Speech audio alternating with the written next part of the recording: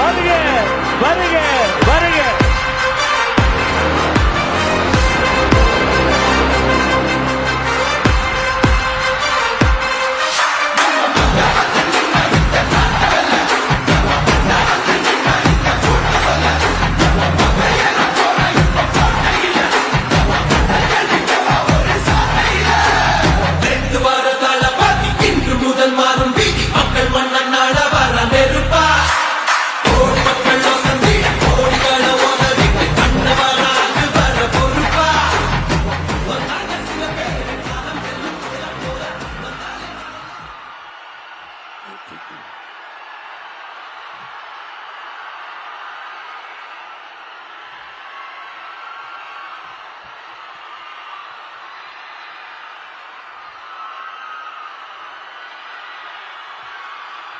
நன்றி நன்றி நன்றி.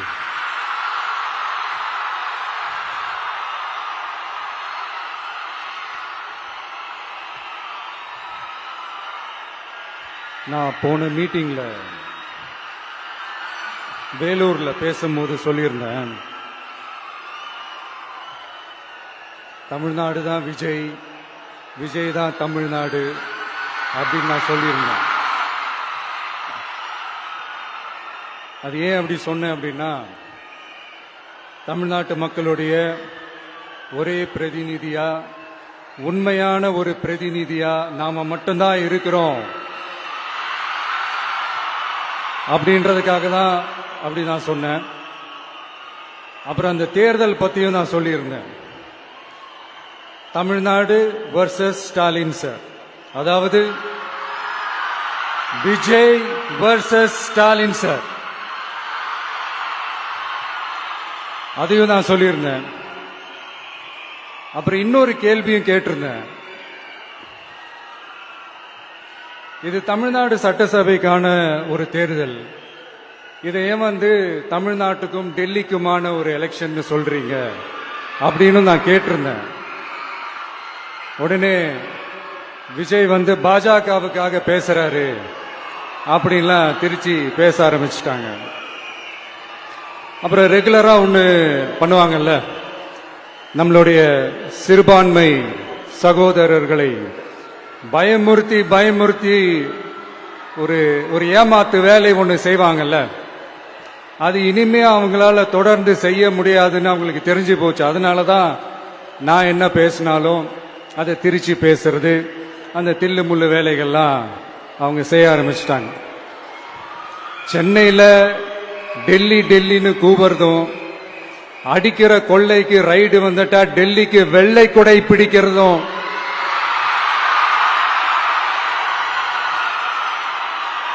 இதெல்லாம் யாருன்னு உங்களுக்கே நல்லா தெரியும்.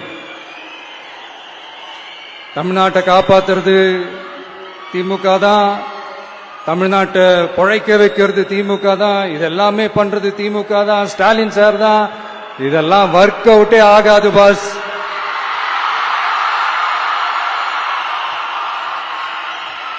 சின்ன பசங்களாம் சொல்ல ஆரம்பிச்சிட்டாங்க, ஓம் சக்தி பராசக்தி, திமுக ஒரு தீய சக்தி.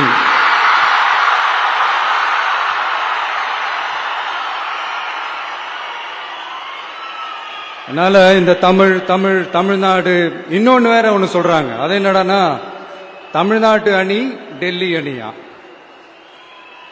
கிரிக்கெட்ல கூட தமிழ்நாட்டு அணியை டெல்லி அணியால தொட்டு கூட பார்க்க முடியாது.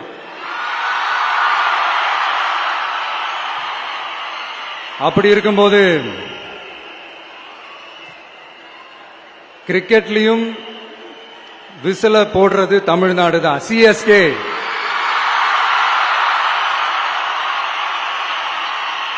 வரப்போற எலெக்ஷன்லயும் விசில போட போறது நம்ம டிவிக்கே தான். தமிழ்நாடு தான் டிவிக்கே, டிவிக்கே தான் தமிழ்நாடு. இந்த அணி அந்த அணி டெல்லி அணி இதெல்லாம் அனைத்தும் உடைஞ்சி நொறுங்கும், டிவிக்கே அடிச்சு நொறுக்கும்.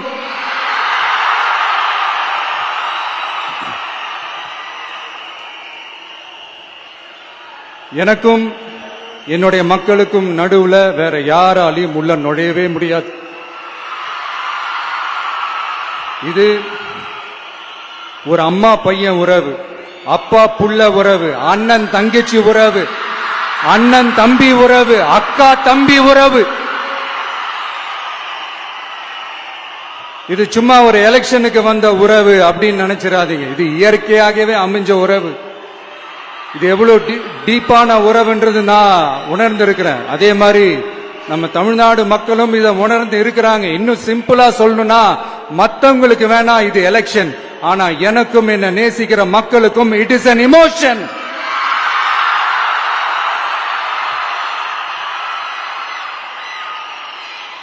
And it is not an ordinary emotion.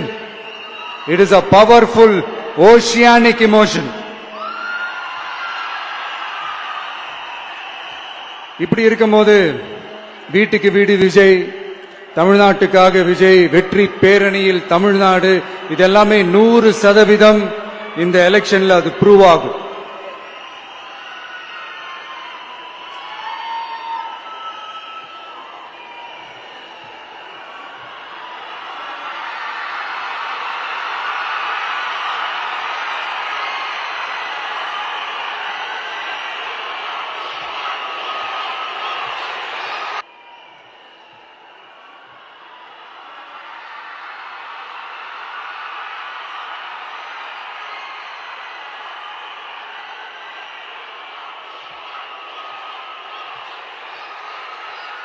நீங்க எல்லாரும் எனக்கு இன்னொரு உறுதிமொழியை ஒண்ணு கொடுக்கணும்.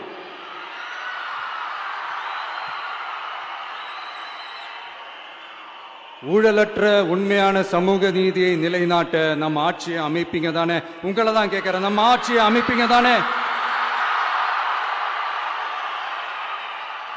இந்த விஜய்க்கு ஒரு வாய்ப்பு கொடுப்பீங்க தானே? உண்மையிலேயே கொடுப்பீங்க தானே? இந்த விஜய நம்புறீங்க தானே? ஒவ்வொரு வீட்லயும் விசில் சத்தம் கேட்கும் தானே? அந்த விசில் சத்தம் ஒவ்வொரு பூத்திலையும் புயலா ஒலிக்கும் தானே? Thank you, thank you, thank you.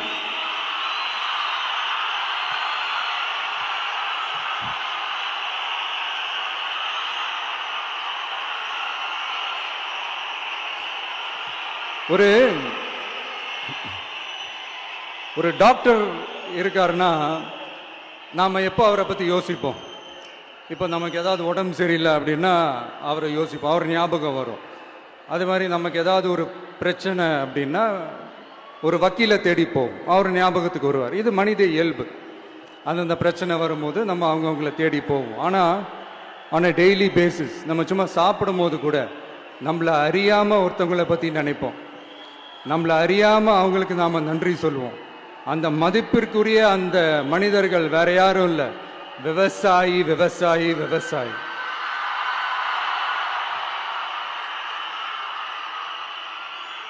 அவங்க பார்க்கறதுக்கு வேணா சாதாரணமா இருப்பாங்க, ஆனா அவங்க சாதாரணமான மனிதர்கள்லாம் கிடையாது.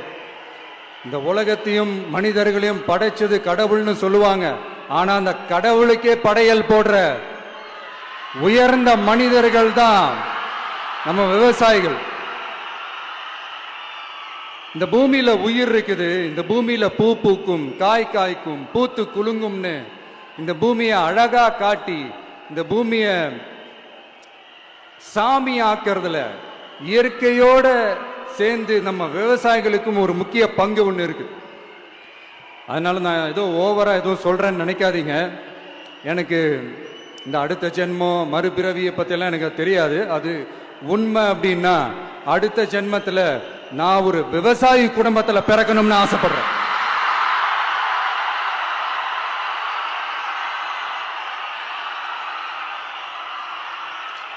எனக்கு விவசாயத்தை பத்தி டீட்டெயில்டா தெரியாதுதான், நான் ஒத்துக்கிறேன். அதனால மற்றவங்க மாதிரி நானும் டெல்டாக்காரன் தான் அப்படின்னு உங்க காதுல டால்டா ஊத்தலாம் நான் வரல. எனக்கு விவசாயத்தை பத்தி டீட்டெயில்டா தெரியலனா கூட அவங்க படுற கஷ்டங்களை பத்தி எனக்கு நல்லாவே தெரியும். நம்மளுடைய முதல் அரசியல் பயணம் தொடங்கினதே அந்த பரந்தூர் விஷயத்தை கையில் எடுத்துதான். அதனால நம்மளுடைய இந்த ஆட்சி அமைஞ்சதும் தீர்க்க வேண்டிய முக்கியமான பிரச்சனைகள்ல நம்மளுடைய விவசாய பிரச்சனைகளும் ஒண்ணு. முதல்வர் அவர்களுக்கு இந்த மாதிரி நீங்க அது செஞ்சிட்டேன் இது செஞ்சிட்டேன் அப்படின்னு நிறைய பெருமையா சொல்லிக்கிறீங்களே, ஒரு அடிப்படை ஒரு பிரச்சனையை பத்தி ஒன்று பேசுவோமா? கொஞ்ச நாளைக்கு முன்னாடி ஐநா சபை ஒரு ரிப்போர்ட் ஒன்று வெளியிட்டு இருந்தாங்க. அது கூட தினத்தந்தி நியூஸ்ல கூட வந்துச்சு. உடனே கூகுள் பண்ணி எதுவும் தேடாதீங்க, உங்க ஏஜென்சி வச்சு எதுவும் சர்வே கிருவே எடுக்காதீங்க. எதுக்கு உங்களுக்கு சிரமம்? நானே என்னன்னு சொல்றேன். தண்ணீர் திவால் அப்படின்ற அந்த தலைப்புல தண்ணியே இல்லாம திவால் ஆக போகுது அப்படின்ற அந்த கட்டுரை படிக்கும் போது உண்மையிலேயே மனசுக்கு ரொம்ப பகீர்னு இருந்தது. இந்தியாவிலேயே அது முக்கியமா நம்ம தமிழ்நாட்டில் இன்னும் கொஞ்ச காலத்திலேயே தண்ணியே இல்லாம திவாலாக போகுதான். அதுக்கு காரணம் நிலத்தடி நீரை பாதுகாக்காம விட்டது தான் காரணமா. மண்ணையும் மணலையும் கொள்ளையடிச்சா பின்ன வேற என்ன நடக்கும்? மலைகளை முழுகினா பின்ன வேற என்ன நடக்கும்? கனிம வளங்களை கொள்ளையடிச்சா பின்ன வேற என்ன நடக்கும்? இந்த மணல் கொள்ளையில ஈடுபட்டவங்களை மேல நீங்க சரியா நடவடிக்கை எடுக்கலன்னு அது போதுமானதாக இல்லை அப்படின்ட்டு சென்னை உயர்நீதிமன்றம் சொன்னிச்சே, மறந்துட்டீங்களா? இந்த மணல் கொள்ளை, கனிம வள கொள்ளை, இதுக்கெல்லாம் காரணம் மணல் மாஃபியா குரூப் தான் மதுரை உயர்நீதிமன்றம் அந்த கிளை சொன்னிச்சு. அதை மறந்துட்டீங்களா? இந்த மணல் மாஃபியா குரூப்புக்கு ஆதரவு அளிக்கிறது யாரு? உங்க திமுக கவர்மெண்ட் தானே. அது இல்லைன்னு சொல்ல முடியுமா? அவங்களோட டீலிங்ல இருக்கிறது யாரு? நீங்க தானே. அது இல்லைன்னு சொல்ல முடியுமா? தண்ணி திவாலாக போகுது, மணல் திவாலாக போகுது, கனிம வளம் திவாலாக போகுது. மொத்தத்தில் உங்க ஆட்சியில தமிழ்நாடு திவாலாக போகுது. கடன் மேல கடன் வாங்கிட்டு உங்க கவர்மெண்டே குப்பராட்சி படுத்துக்குச்சு. உங்ககிட்ட பேசுறதும் ஒண்ணுதான். சரி, அதை விடுங்க.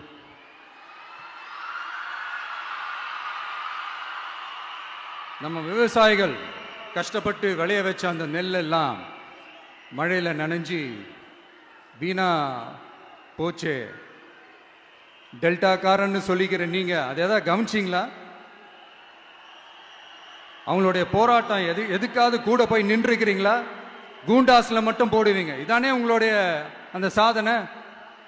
பரந்தூர் பிரச்சனை, உங்களுடைய உண்மையான நிலைப்பாடு என்ன? மேல்மா விஷயத்துல உங்களுடைய உண்மையான நிலைப்பாடு என்ன? தமிழகத்தில் இருக்கிற எல்லா ஆறுகளையும் இணைப்போம், இந்தியாவிலேயே நாங்க தான் அதை பத்தி ஃபர்ஸ்ட் யோசிச்சோம் அப்படின்னு பெருமையா சொல்லிக்கிற இந்த திமுக கவர்மெண்ட் அவங்களுடைய நாக் என்னன்னு சொல்லவா? இந்த மாதிரி பெரிய பெரிய திட்டங்கள்லாம் ஆட்சிக்கு வந்த உடனே செய்ய மாட்டாங்க. அந்த ஆட்சி முடிகிற டைம்ல, அந்த கடைசி 6 மாசம், அந்த 1 வருஷம், அந்த 1.5 வருஷத்துல அதுக்கான திட்டத்தை கொண்டு வருவாங்க, அதுக்கான அடிக்கலை நாட்டுவாங்க. அதுக்கப்புறம் எலெக்ஷன் வரும், தோத்துருவாங்க. கேட்டா எங்க ஆட்சி தான் முடிஞ்சிருச்சே அப்படின்னு நாடகம் ஆடுவாங்க. இல்லை, நான் தெரியாம தான் கேட்கிறேன். மக்கள் மேல உங்களுக்கு உண்மையிலே அந்த அக்கறை இருந்துச்சுன்னா ஆட்சிக்கு வந்த உடனே இந்த மாதிரி பெரிய பெரிய திட்டங்கள்லாம் ஸ்டார்ட் பண்ண வேண்டியது தானே. அதனால் ஆட்சி முடியும் போது அடிக்கல் நாட்டுறது. ஓட்டுக்காக என்னென்னலாம் பேசுவீங்க, ஆனா மக்கள் இதெல்லாம் நம்புறதுக்கு அவங்க ஏமாளிங்க நினைச்சீங்களா? மக்களே, நம்மளுடைய ஆட்சி அமைஞ்சதும் இந்த மாதிரி பெரிய பெரிய திட்டங்கள்லாம் உடனே ஸ்டார்ட் பண்ணுவோம். அதை அந்த 5 வருஷத்துக்குள்ள அதை முடிக்கவும் ட்ரை பண்ணுவோம். ஸோ இப்படிலாம் நம்ம பேசினா காவிரி பிரச்சனையில் உன் கருத்து என்ன, முல்லை பெரியார் பிரச்சனையில் உன் கருத்து என்ன, இப்படிலாம் அதெல்லாம் பற்றி உனக்கு என்ன தெரியுமா அப்படின்னு கேட்க ஆரம்பிச்சிருவாங்க. ஐயா, உலக மகா மேதைகளே, ROV, ரிமோட்லி ஆபரேட்டட் வெஹிக்கிள், அதை வச்சு தண்ணிக்குள்ளேயே போய் அணைகளோட உறுதித்தன்மையை ஆராய்ச்சி பார்க்குற வரைக்கும் நான் எல்லாம் தெரிஞ்சுதான் வச்சிருக்கிறேன். ஒருத்தன் சைலண்டா இருக்கான், அமைதியா இருக்கான்னா உடனே அவனுக்கு எதுவுமே தெரியாதுன்னு நினைச்சிடாதீங்க. சும்மா கருத்து சொல்லிக்கிட்டு கம்பு சுத்திக்கிட்டு இருந்தா எல்லாமே நடந்துருமா? நச நச நசன் பேசி பேசி அதை கேட்டு கேட்டு மக்கள் வெறுத்து போயிட்டாங்க. உருப்படியா ஏதாவது யோசிங்கயான்னு மக்கள் நினைக்கிறத யாருக்கு தெரியுதோ தெரியலையோ, எனக்கு அது நல்லாவே தெரியுது. உரிய இடத்துக்கு போய் சம்பந்தப்பட்டவங்களோட பேசி அதுக்கான சொல்யூஷன் என்னன்னு தெரிஞ்சுக்கிட்டு அதை ப்ராப்பரா எக்ஸிக்யூட் பண்ணணும். அடுத்து நம்மளுடைய கடல் விவசாயிகளான நம்மளுடைய மீனவர்களுடைய பிரச்சனைக்கு அப்பப்ப எந்திரிச்சு கடிதம் எழுதிட்டு திரும்ப தூங்க போயிடுவார். அவ்வளவுதான், அதோட அது அப்படியே கிடக்கும். மானே தேனே பொன்மானே இப்படிலாம் கடிதம் எழுதுறதெல்லாம் வேலைக்கே ஆகாது. ஒன்றிய அரசுக்கு அந்த உண்மையான உணர்வு பூர்வமான அந்த அழுத்தத்தை கொடுக்கணும். நம்ம மீனவர்கள் மேல அவங்க கையே வைக்க கூடாது, கையே வைக்க விடக்கூடாது. அவங்களுக்கான அந்த பாதுகாப்பு பக்காவா இருக்கணும். அதுதான் நம்மளுடைய ஒரே அஜெண்டா. மீனவர்களே, அடுத்து நம்மளுடைய ஆட்சி தான். கவலைப்படாதீங்க, தைரியமா இருங்க, உங்களுக்கான பாதுகாப்பு பக்காவா இருக்கும். இப்படி இருக்கும்போது அடுத்ததும் நாங்க தான் அப்படின்னு சிஎம் சார் சொல்லுவாங்க. அதெல்லாம் நடக்கவே நடக்காது. 2வது முறை வந்ததெல்லாம் சரித்திரமே கிடையாது.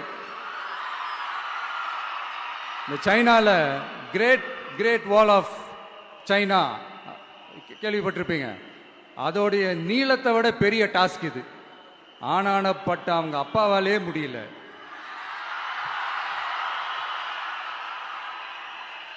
நான் முன்னாடியே சொன்ன மாதிரி உரிய இடத்துக்கு போய் சம்பந்தப்பட்டவங்களோட பேசி அதுக்கான சொல்யூஷன் என்னன்னு தெரிஞ்சுக்கிட்டா அதை எக்ஸிக்யூட் பண்றது தான் ஒரு தெளிவான அரசியல். சும்மா ஆறுதல் சொல்றதெல்லாம் தெளிவான அரசியல்லாம் கிடையாது.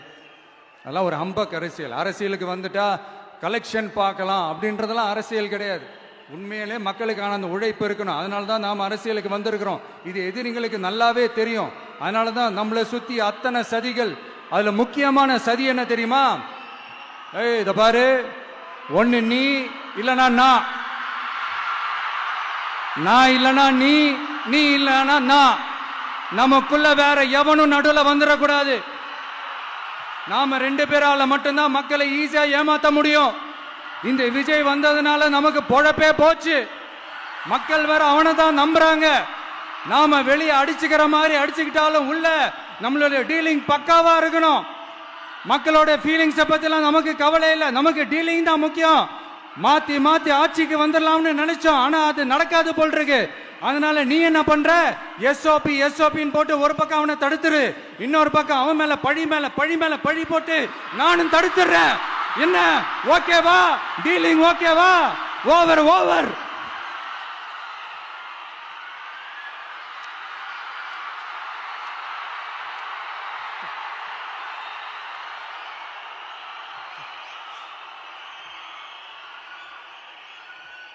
இல்லைங்க, உண்மையிலேயே சிரிக்கிறதா என்ன பண்றதுன்னு எனக்கு தெரியல.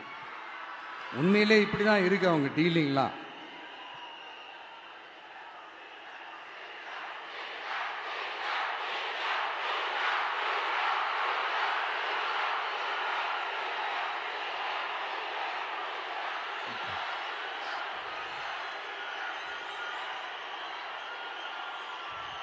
இப்படி பழி மேல பழி போட்டு கரூர்ல ஆரம்பிச்சு நம்ம ஜனநாயகன் படம் ரிலீஸ் வரைக்கும். ஆனா அந்த ரிலீஸ் பிரச்சனையில நிறைய பேர் குரல் கொடுத்தாங்க. முக்கியமா நம்மளுடைய முதல்வர் அவர்கள் கூட பூசி மொழிகி பட்டும் படாம குரல் கொடுத்தாங்க. But what ever it is, குரல் கொடுத்த அவங்களுக்கும் மற்றவங்க எல்லாருக்கும் இந்த நேரத்தில் என்னுடைய நன்றியை தெரிவிச்சுக்கிறேன். இப்படி நாம வெளிப்படையா பேசுறதுனால சிஎம் சாரோட மனநிலை இப்ப எப்படி இருக்கும் தெரியுமா? ஏற்கனவே கட்சிக்காரங்க தொல்லை தாங்க முடியல, தூங்க விட மாட்டாங்க. இந்த விஜயம் வந்து தூங்க விட மாட்டான். நம்ம பாட்டுக்கு ஹைவேல சைக்கிள்ல சோலாவா போலான்னு நினைச்சோம். இவன் நாடானா மக்கள் சக்தியோட வந்துட்டு இருக்கான். இவன் தான் கேள்வி கேட்கிறான்னு பார்த்தா மக்களையும் கேள்வி கேட்க வைக்கிறான். 1000 ரூபாய் கொடுத்துட்டு இருந்தோம், 5000 ரூபாய் கொடுத்து ஏமாத்தலான்னு பார்த்தா அதையும் கேள்வி கேட்க வைக்கிறான். விசில் சத்தம் வேற விண்ண முட்டுது. கூட்டணி கட்சிகள் தொல்லை வேற தாங்க முடியல. இவன் பண்ற பிரச்சாரத்தையாத்த முடக்கலான்னு பார்த்தா அப்பவும் மக்கள் அவன் பின்னாடி தான் நிக்கிறாங்க. என்ன பண்றது ஏது பண்றதுன்னு தெரியாத ஒரு மனநிலையில இருப்பாரு. ஆனா சார், நீங்க இந்த விஜயம் முடக்கலாம், ஆனா ஒவ்வொரு வீட்டில் இருக்கிற ஒவ்வொரு விஜயையும் உங்களால முடக்கவே முடியாது.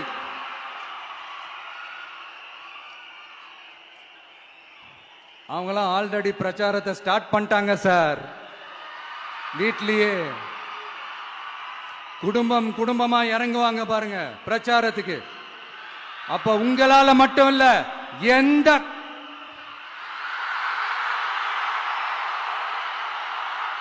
யாராலையும் தடுக்க முடியாது.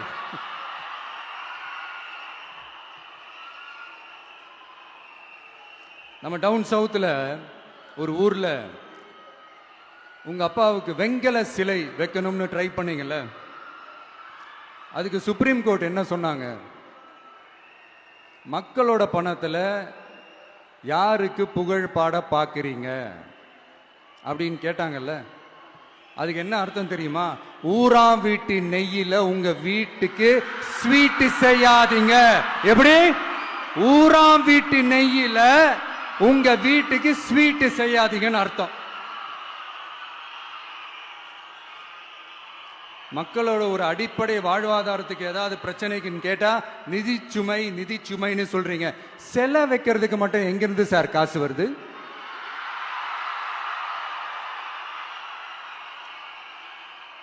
முதல்ல மக்களுக்கு அந்த சோறுக்கு வழி பாருங்க சார். செலை வைக்கிறத பத்திலாம் அப்புறமா யோசிக்கலாம். கேஸ் சிலிண்டருக்கு மானியமா 100 ரூபாய் தரேன்னு சொன்னீங்களே, என்னாச்சு? கரும்புக்கு ஆதார விலையா 4000 ரூபாய் தரேன்னு சொன்னீங்களே, என்னாச்சு? ரொம்ப நாள் கல்யாணமே ஆகாம இருக்கிற பெண்களுக்கு அவங்களுடைய கல்வி தகுதிக்கு ஏற்ப அரசு வேலை கொடுப்போம்னு சொன்னீங்களே, என்னாச்சு? இதெல்லாம் வெறும் சாம்பிள் தான். இதோட ஹைலைட் ஒண்ணு இருக்கு. மாநில அரசால முடியவே முடியாதுன்னு தெரிஞ்சுக்கிட்டோம், நாங்க வந்தா நீட்டை ஒழிப்போம். ஆகா ஆகா ஆகா ஆகா, எவ்வளவு பெரிய ஒரு மோசடி இது! கேட்டா நாங்க தான் முன்மாதிரி ஆட்சின்னு சொல்லுவாங்க. மோசடி ஆட்சி. மோசமானவங்களே முக்கியமானவங்க கேள்விப்பட்டிருக்கிறீங்களா? அந்த மாதிரி மோசடி ஆட்சியிலே முக்கியமான ஆட்சி இந்த திமுக ஆட்சி. மக்களே, மக்களை நேசிக்கிற விஜய் வேணுமா? மக்கள் விரோத ஆட்சி நடத்துற ஸ்டாலின் சார் வேணுமா?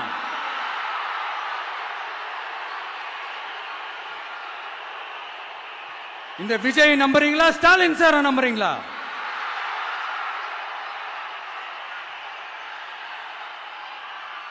இந்த சத்தத்துக்கு அர்த்தம் தெரியுமா சார்? ஸ்டாலின் தொடரட்டும் அப்படின்னு அர்த்தம் கிடையாது. தீய சக்தி திமுக ஆட்சி மறையட்டும், தூய சக்தி டிவிகே ஆட்சி வரட்டும். நானும் உதிக்கட்டும்னு சொல்லாம்னு நினைச்சேன், பார்த்தா அதை வேற திருச்சி பேச ஆரம்பிச்சிருவாங்க. திருநெல்வேலியில, நாங்குநேரியில இப்போ ரீசெண்டா ஒரே லைன்ல சொல்லணும்னா, நம்ம நண்பர் ஒருத்தர் ட்வீட் போட்டிருந்தாரு, அதையே சொல்றேன். ஸ்டாலின் தொடரட்டும், சட்டம் ஒழுங்கு சந்தி சிரிக்கட்டும். இதுதான் அந்த பிரச்சனைக்கு ஒரே லைன்.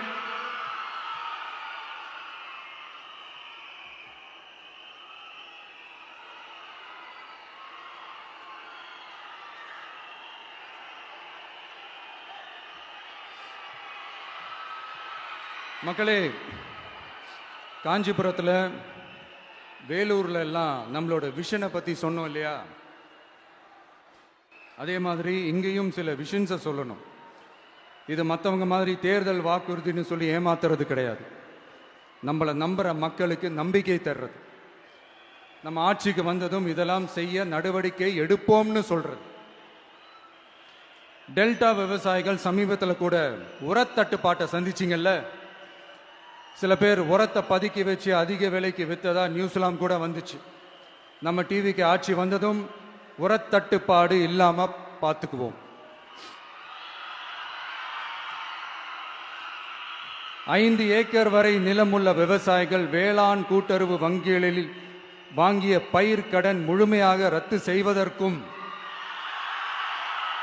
5 ஏக்கருக்கு மேல் உள்ள விவசாயிகள் வேளாண் கூட்டுறவு வங்கிகளில் வாங்கிய பயிர்க்கடன் 50% வரை ரத்து செய்வதற்கான சாத்திய கூறுகளை ஆராய்ந்து உறுதியாக நடவடிக்கை எடுப்போம். திமுக மாதிரி எல்லாருக்கும்னு சொல்லிட்டு அதுல தகுதி பிக்ஸ் பண்ணி பாகுபாடு காட்டி ஏமாற்ற மாட்டோம். எல்லாத்தையும் வெளிப்படையாக சொல்லுவோம்.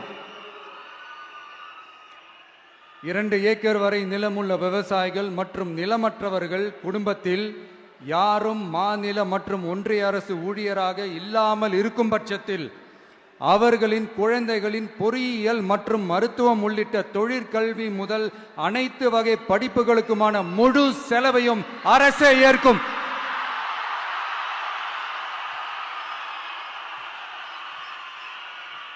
விவசாயிகளின் விருப்பத்திற்கு எதிராக எந்த திட்டமாக இருந்தாலும், ஒன்றிய அரசின் நெருக்கடியே இருந்தாலும் அந்த திட்டத்தை உங்களுடைய டிவிகே ஆட்சி முழுமையாக நிராகரிக்கும்.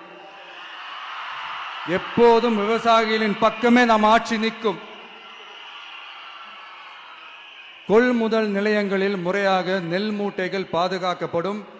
நெல் முளைத்து வீணாவதை பார்த்து கொண்டு நமது அரசு சும்மா இருக்காது. போதுமான கொள்முதல் நிலைய வசதிகள் ஏற்படுத்தப்படும். அதே போல கொள்முதல் நிலையங்களில் கொள்முதல் செய்வதற்கோ மூட்டை ஏற்றி இறக்கவோ ஒரு பைசா கமிஷன் வாங்காமல் பார்த்து கொள்ளப்படும்.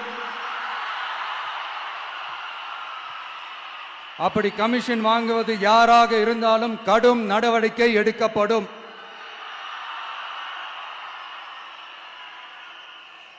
ஐநூறு ரேஷன் கார்டுகளுக்கு ஒரு ரேஷன் கடை என்ற வரையறை நிர்ணயிக்கப்படும்.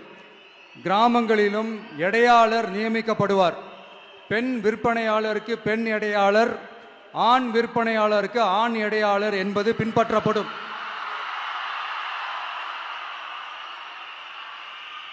ரேஷன் கடைகளில் அரிசி தவிர அனைத்து பொருள்களும் பாக்கெட் செய்து விநியோகிக்கப்படும். மீனவர்களுக்கு ஒன்றிய அரசு சட்டப்படியான பாதுகாப்பை உறுதி செய்ய வேண்டும். அதற்கான உண்மையான உணர்வுபூர்வமான அழுத்தத்தை ஒன்றிய அரசுக்கு நமது டிவிக்கு அரசு கொடுக்கும். நான் மீண்டும் சொல்றேன். கல்வி, மருத்துவம், ரேஷன், குடிநீர், சாலை வசதி, பஸ் வசதி, இது மாதிரி அடிப்படை விஷயங்களுக்காகத்தான் நம் அரசு முதல்ல முக்கியத்துவம் கொடுக்கும்.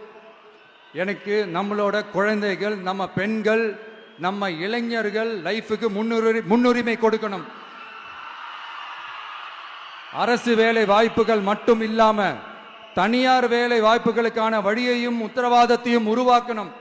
அப்படி நாம உருவாக்கிட்டாலே அவங்களுக்கான ரூட்டை நம்ம இளைஞர்கள் அவங்களே தேர்ந்தெடுத்துப்பாங்க.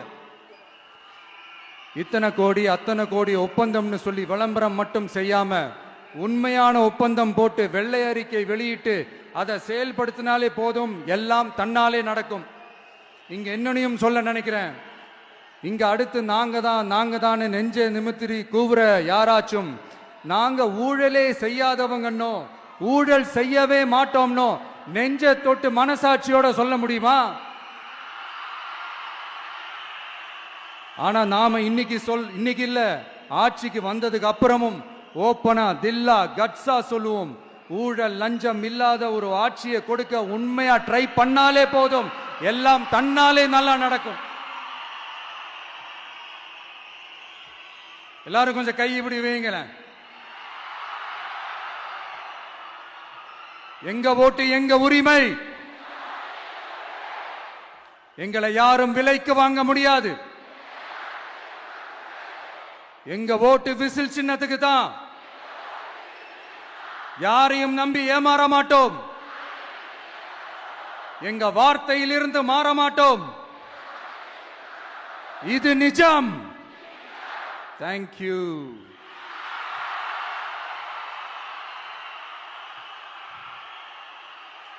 என் நெஞ்சில் குடியிருக்கும் தஞ்சை மக்களே,